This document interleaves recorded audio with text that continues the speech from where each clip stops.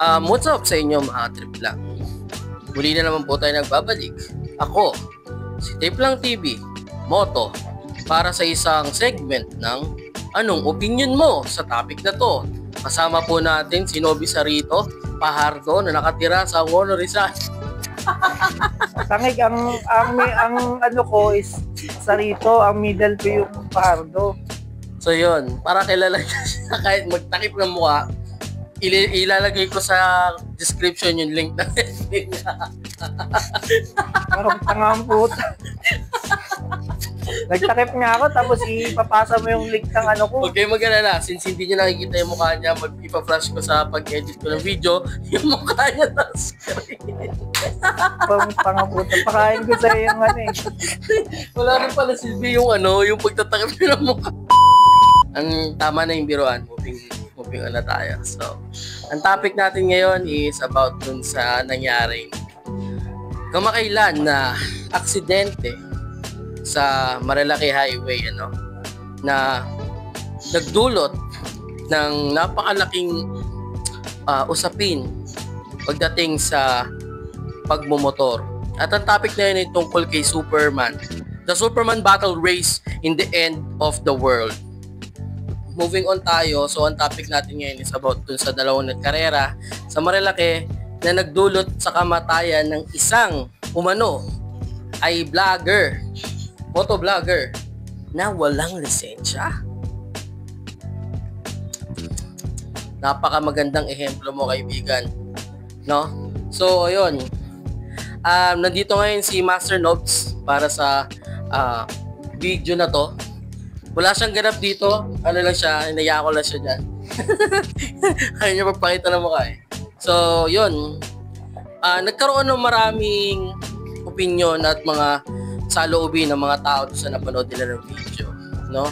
Sa dalawang nagkakarera na yon. At ano nga ba ang mga naging saloobin ng mga tao na yon? Halo-halo kasi sila. Ang mga saloobin ng iba is nangingibabaw yung sama ng loob doon sa nangyari. Kasi kawawa yung mga taong nadamay sa pagkakamote ng mga kamote to. Panoorin nyo muna yung video para sa mga hindi pa nakapanood. Ito yung video.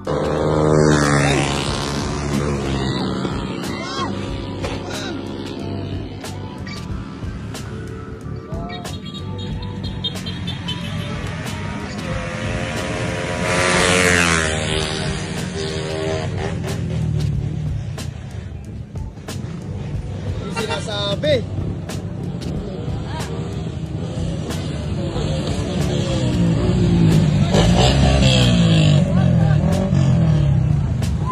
Talsik. Kuya, nurse ako. Kuya, nurse ako, nurse. Nurse ako. Yan! Oh. Huwag yung gagalawin.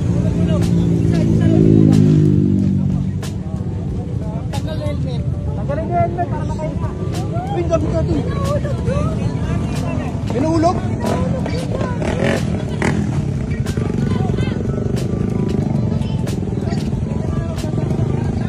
Yung pinuulog.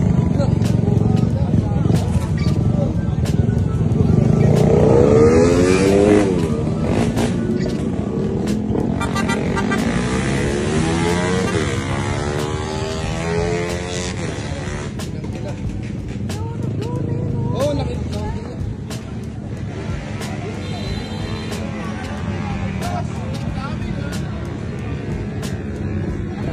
So yun. So napanood nyo na yung video ngayon.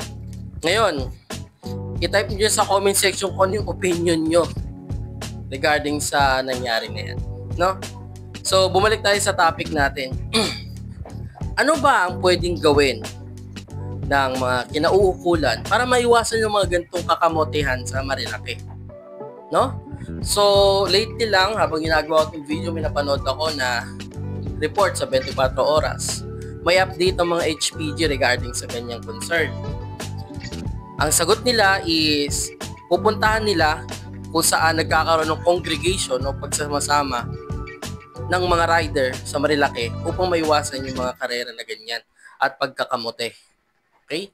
Pero para sa akin, okay na ano siya na solusyon pero hindi siya pang permanente.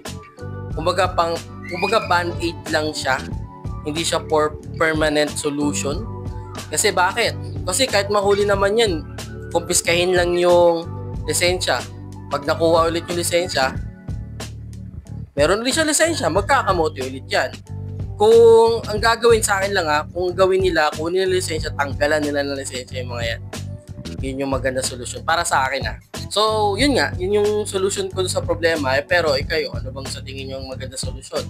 Kasi yun na lang nakikita ko talagang paraan para maiwasan yung mga nagkakamote dyan. At least mabawasan sila, hindi man sila mamatay, mabawasan kasi wala silang karapatan na mag-drive kasi kawawa yung mga madadami nila sa kalsada. Pero tanungin natin kung anong opinion ni Master Nobs dyan.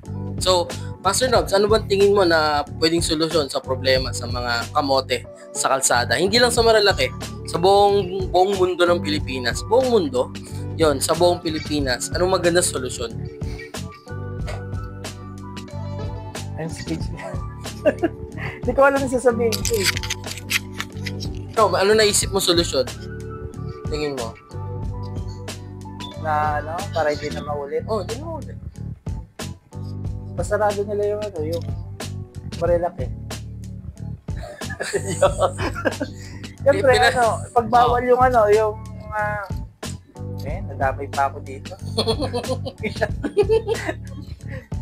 Sabi mo, sa gilid lang ako eh. Sa gilid ka naman eh. Kaya dahil hindi mo magsasalita eh, walang yak. Hindi para matapos na tayo, please. Salamat, Nobby, sa pagbigay ng opinion.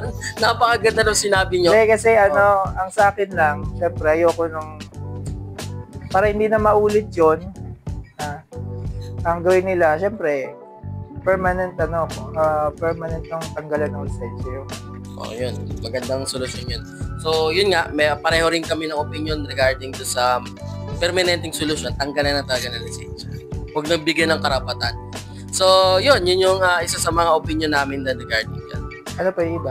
Kasi, kasi meron pa rin ako meron pa ako isang opinion. Kasi, nakakatakot bumiyahe sa isang kalsada na ikaw mismo nag-iingat pero yung mga kasama mo sa kalsada hindi sila nag-iingat. At ang worst doon, madadamay ka sa kabobohan nila. Yun. Kaya dapat maubos silang mga kamote sa kalsada. Seryoso, ang dami ko nakikitang video dyan sa social media, especially sa Facebook. Nag-share sila ng mga nakita nilang mga aksidente sa dashcam nila, tsaka sa mga GoPro, yung kabubuhan. Ang malupit pa rito guys, sa Pilipinas, kung sino pa yung naka-aksidente, sila pa madalas yung galit. At yung na-aksidente, o yung nadamay lang sa aksidente, sila pa yung may kasalanan. Ba't ganun? No? Ba't ganun? Ba't kaya ganun? Yung tipong, kunyari, ako yung kamote. Ikaw, normal na nilalang na taong masunurin sa batas. Kunyari, nakakotse ka. Nakahinto ka na lang, tapos nabangga kita dahil sobra kong bilis magpatakbo. Naka-superman ako, nakaganon din. Tapos, namatay ako. So, yung mga kasama ko, yung mga kamag-anak ko, sisisihin ka. Diba? Pero hindi mo kasalanan. Kasalanan ko. Bakit kaya ganun? Ikaw, ano sa tingin mo? Bakit kaya ganun? Wala. Alam niyo ako. Salamat sa opinion mo, Master Nobs. Laking tulong sa lipunan ng sinabi mo. Anyway, yun lang naman. Yun yung napaka-toxic nila. Yun. Toxic Filipino traits ba? Oo. Ganun talaga. Wala tayong magawa kasi gusto rin ng ibang mga Pilipino yan. Ayaw bitawan eh. Tipo nagkakamote na sa kalsada, feeling sila pa yung entitled. Sila ba yung yung pamilya ba nung namatay, nanisay doon sa... Well, regarding doon, hindi ko masyadong inalam. Pero may nakita akong isang video na gano'n yung nangyari. Hindi naman kamag-anak, pero yung mga kasama nung mga nagkakarera ng motor, yung ginulpi nila yung nabangga na sasakyan. Pag nakita ko yung video, papakita ko dyan sa screen. Pero kung hindi, wala, hindi ko nahanap. Basta ang nangyari, nagpatakbo siya, nagre-record pa tayo yun eh. Basta nagkarera sila, tapos may coaching tatawid sana. Nakahinto na yung kotse kasi nasa unahan niya, lilikurin. Kaso, sinalubong yung isang kotse na nasa likod ng mga nagkakarera. Sumalpok yung nakamotor doon sa harap ng nakasasakyan, dedo agad. Tapos, namumroblema yung kotse na ano nangyari. Kasi nagulat siya nagdadrive lang siya ng normal Tapos maya-maya kinukuyog na siya ng mga kasamahan ng mga kamote. Yung mga kapwa kamote, binugbog nila yung nakakotse. Inaawat na pero yun yung ganun, yung bakit sila pa yung may kasalanan. Yung nabangga ka na, nadamay ka na nga lang sa kapupuhan ng mga taong to. Feeling entitled pa na sila yung tama. Ba't kaya ganun? Yun ang, hindi ko alam kung ano tumatakbo sa isip nila. Well, ayun lang, yun lang ang opinion ko o opinion namin regarding sa video na to. Kung sakali may maisip kayo, biglaan lang kasi to nagulat lang ako napanood ko bigla sa Facebook habang nag-scroll ako regarding sa mga kamote at nangyari aksidente sa Marilaki. So yun lang naman, maraming salamat sa pakikinig dito sa commentary portion na ginawa ko, no? Alam ko walang kwenta to pero salamat pa rin at nakinig ka, lalo na si Master Nobs. Sobrang daming niyang naibigay na magandang payo at opinion. Ako rin nagulat din ako Pinilit ako, nagulat ako, nandito na ako sa comment. Anong comment? Comment video. Okay din. Bago ko isama si Master Nobs dito, pinapanood ko sa kanya yung video para magkaroon siya ng idea. Yun lang naman yun. So, hindi naman kailangan na sobrang galing mo sumagot.